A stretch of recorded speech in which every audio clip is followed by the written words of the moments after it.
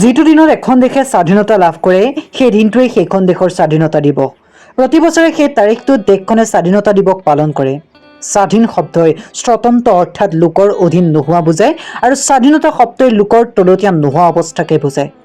ধনৰ দুখীয়া হ'লেও কোনো মানুহেই আনৰ তলতীয়া হ'বলৈ নিবিচাৰে। মানুহৰ কথাই নাই, আনকি সুন্দৰ সজাত বন্দী কৰি থোৱা পক্ষী এটিও উৰি যাবৰ বাবে সদায় চল বিচাৰি থাকে। শুভ বুদ্ধি সম্পন্ন যিকোনো মানুহেই নিজ দেশৰ স্বাধীনতাক সৰ্বোচ্চ মূল্য দিয়ে। তেওঁৰ বাবে দেশ বুলিলে নালাগে আদেশ। স্বৰ্গাদপি গৰীয়সী দেশ মাতৃৰ কাৰণে বৰণ কৰা মৃত্যু তেওঁৰ মানত সৰ্বোচ্চ মৃত্যু। স্বদেশৰ স্বাধীনতা লাভৰ বাবে আৰু স্বাধীনতা ৰক্ষাৰ বাবে বিশ্বৰ মুক্তিকামী জনগণে সদায় যুঁজ দি আহিছে। স্বাধীনতাপ্ৰেমী সকলো মানুহেই আন আন পৰাধীন দেশৰো স্বাধীনতা কামনা কৰে। ব্যক্তিৰ ব্যক্তিত্বৰ বিকাশ আৰু সমূহ জনগণৰ কল্যাণৰ বাবে স্বাধীনতাৰ প্ৰয়োজন। গণতান্ত্ৰিক শাসন ব্যৱস্থাহে জনগণে প্ৰকৃত স্বাধীনতা ভোগ কৰিবলৈ পায়। কাৰণ এই ব্যৱস্থাত দেশৰ ভাল বেয়া বিচাৰ কৰি মাত মাতিবলৈ ৰাইজৰ পূৰা হক থাকে। চৰকাৰী আইন প্ৰণয়নৰ ক্ষেত্ৰত অৰ্থাৎ ৰাষ্ট্ৰৰ নীতি নিৰ্ধাৰণত অংশগ্ৰহণ কৰিবলৈ তেওঁলোকৰ অধিকাৰ থাকে।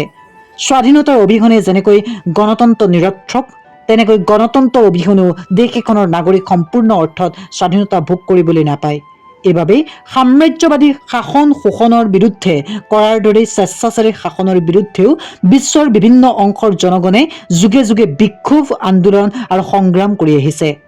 1688 চনৰ ইংলেণ্ডৰ গৌৰৱময় বিপ্লৱ, 1774 চনৰ আমেৰিকাৰ স্বাধীনতা বিপ্লৱ, 1789 চনৰ ফৰাচী বিপ্লৱ, 1917 চনৰ ৰুছ বিপ্লৱ ৰাজশক্তিৰ নিৰ্মমতা, শোষণ উৎপীড়ন আৰু অত্যাচাৰৰ বিৰুদ্ধে সৰ্বহাৰা জনগণৰ সংগ্ৰামৰ একোটা অবিস্মৰণীয় দৃষ্টান্ত আৰু বিশ্বৰ মুক্তিকামী জনগণৰ বাবে অপৰিসীম প্ৰেৰণাৰ উৎস। 1857 চনৰ চিপাহী বিদ্ৰোহ বিদেশী শাসন শোষণৰ বিৰুদ্ধে ভাৰতৰ প্ৰথম মুক্তি সংগ্ৰাম। এই বিদ্ৰোহ দমন কৰা হ'ল যদিও স্বাধীনতাৰ বাবে ভাৰতবাসীৰ আকাংক্ষাক দমন কৰিব পৰা নগ'ল। তাৰ ফলস্বৰূপে জন্ম হ'ল ভাৰতৰ স্বাধীনতা আন্দোলনৰ। ভাৰতৰ স্বাধীনতা আন্দোলনৰ মূল মন্ত্ৰষাৰ আছিল স্বৰাজ আমাৰ জন্মগত সত্য। লোকমান্য তিলকৰ এই ঘোষণাই প্ৰতিজন মুক্তিকামী ভাৰতীয়ৰ অন্তৰত স্বাধীনতা লাভৰ স্পৃহাক তীব্ৰতৰ কৰি তুলিছিল। শেষত মহাত্মা গান্ধীৰ নেতৃত্বত ভাৰতীয় জাতীয় কংগ্ৰেছে চলোৱা অহিংস অসহযোগ আন্দোলনৰ ফলস্বৰূপে ভাৰতে 1947 চনৰ 15 আগষ্টৰ দিনা স্বাধীনতা লাভ কৰে। তেতিয়াৰে পৰা 15 আগষ্টৰ দিনটো স্বাধীনতা দিৱস হিচাপে ভাৰতৰ জনগণে পৰম উৎসাহ উদ্দীপনাৰ সৈতে পালন কৰি আহিছে। আমেৰিকাৰ 13খন উপনিৱেশ একগোট হৈ ইংৰাজৰ প্ৰভুত্ব অমান্য কৰি স্বাধীনতা ঘোষণা কৰাৰ দিনটো আছিল 1774 চনৰ 4 জুলাই। সেই দিনটো আজিও প্ৰত্যেক আমেৰিকাবাসীৰ মানত পৰম পবিত্ৰ স্মৰণীয় দিন। 1789 চনৰ 14 জুলাইৰ দিনা বাষ্টিল দুৰ্গৰ পতন ইতিহাসৰ এটা অবিস্মৰণীয় দিন। প্ৰতি বছৰে এই দিনটো ফৰাচীসকলৰ জাতীয় উৎসৱৰ দিন। 1917 চনৰ 7 নৱেম্বৰত সমাজতান্ত্ৰিক ছোভিয়েট ৰুছিয়াৰ জন্ম হয়। ৰুছসকলৰ স্বাধীনতা দিৱস ৰূপে 7 নৱেম্বৰ তাৰিখটো প্ৰতি বছৰে উদযাপিত হৈ আহিছে।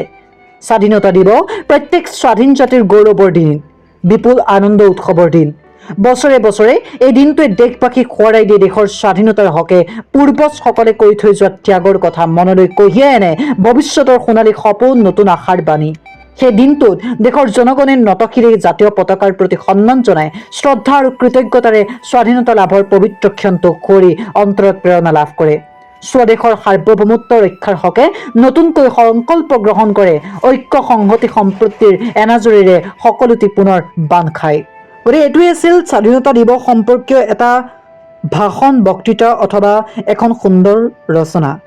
যদি এই ভিডিঅ'টো চাই ভাল পালে তেনেহ'লে লাইক কৰিব, দেশৰ স্বাধীনতাক সন্মান জনাই স্মৰণ কৰি এটা কমেণ্ট কৰিবলৈ নাপাহৰিব আৰু আপোনাৰ বন্ধুবৰ্গৰ লগত এই ভিডিঅ'টো শ্বেয়াৰ কৰি দিয়ক। লগতে চেনেলটো ছাবস্ক্ৰাইব কৰি থ'ব এনেধৰণৰ ভিডিঅ'সমূহৰ বাবে। ধন্যবাদ।